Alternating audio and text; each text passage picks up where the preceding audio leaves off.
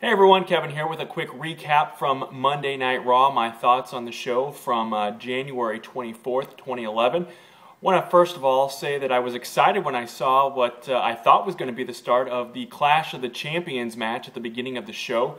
Turns out that Edge came down and we thought, a lot of people on Twitter anyway, thought that we were going to see that championship match right off the top of the bat, but it turns out that wasn't the case. Edge participated in an impromptu Royal Rumble style match to see who was going to be the 40th participant, and of course none of the three men tossed over the top rope ended up getting that. Then all of a sudden the Nexus came down, and then the Core came down, and Edge kind of just disappeared. Where did he go? They didn't explain that. He was about to do something to Michael Cole or the computer and the anonymous general manager, and it just dropped and stopped right there. So was a little disappointed, and that's another thing that my friends and I have pointed out on YouTube and in our blogs, that there's not a whole lot of continuity when they get something going like that. They can't have multiple things happening in the ring at the same time. It just gets watered down, and then you forget what the whole focus of the beginning of the show was, which was Edge coming out and going to do something. A lot of people commenting on the fact that we did see the Core and the Nexus on the show, as well as other superstars from SmackDown on the show, and it begs the question, do we need the brand extension anymore? You know, you had all these guys on the show, and it made for a pretty interesting show, but it also took away from the pay-per-view feel of things. If you let me explain that, what I mean by that is, you know, why are people going to pay to see matches on pay-per-view if they're going to give them away for free on Monday night or on Friday night? Example of that, The Miz versus Edge. That could have easily been a champion versus champion match saved for a pay-per-view. Not necessarily have to be the Royal Rumble. We could have saved that one.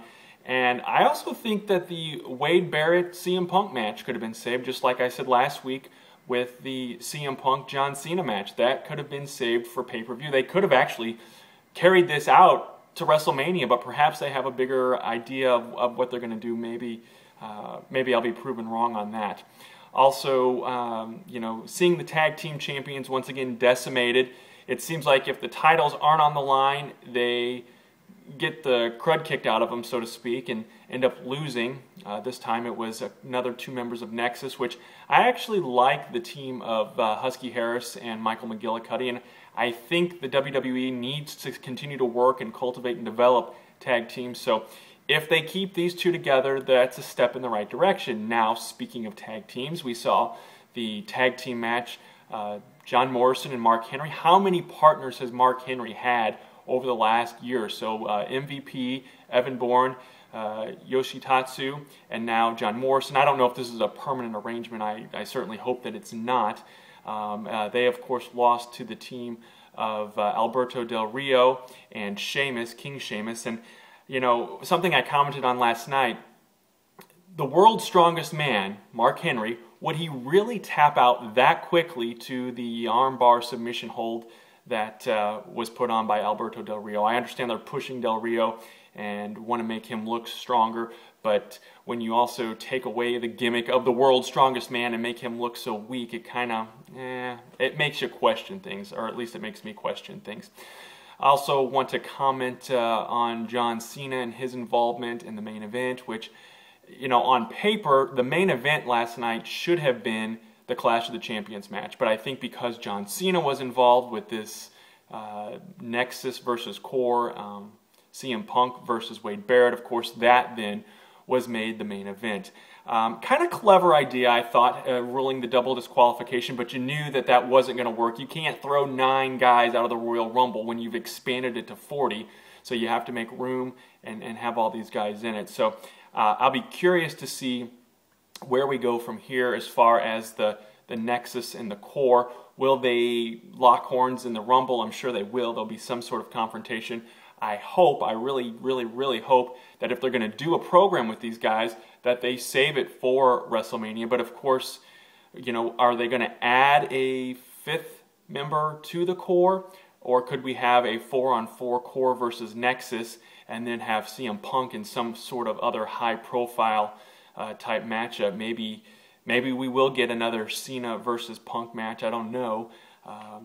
Only time will tell. And then a lot of talk about The Miz and whether or not he's going to retain Sunday against Randy Orton and head into WrestleMania as the champion. Of course, there's Elimination Chamber in between those two pay-per-views. So my hope is that The Miz retains, and goes on to WrestleMania. Also, seeing last night the Edge versus Miz match and Dolph Ziggler getting involved in that. I like Dolph Ziggler, I really do. I still don't know if he is ready for the world title. I'd be curious to see what would happen if they did put the belt on him, but I don't know that it's going to happen quite yet. The Royal Rumble, in my opinion, this year is pretty unpredictable because I could see it going so many different ways in terms of the championship matches. I would not be surprised if Dolph Ziggler wins. I would not be surprised if Randy Orton wins. I would not be surprised if those guys lose too. And then, picking a winner for the Rumble match itself is such a crapshoot too. Now you've got 40 guys and we don't even know who all of them are yet. I'll post something later this week when I have a little more time to think about the Rumble match itself and give a prediction. My early thoughts are that Triple H is going to return to the Rumble and win. But I'm going to do a little more research before I go out on a limb and make that my official prediction for the Royal Rumble. Probably Thursday or Friday of this week I'll post an updated video on that. So I'd be curious to hear what your thoughts are on Monday Night Raw. What did you think of the show? I'm not going to get into the whole love triangle or love quadrangle or whatever, a four-sided figure, a square I guess, with the Bellas and Gail Kim and Daniel Bryan, so we won't touch that one. But that's my 1, 2, 3 cents. I'd like to know yours.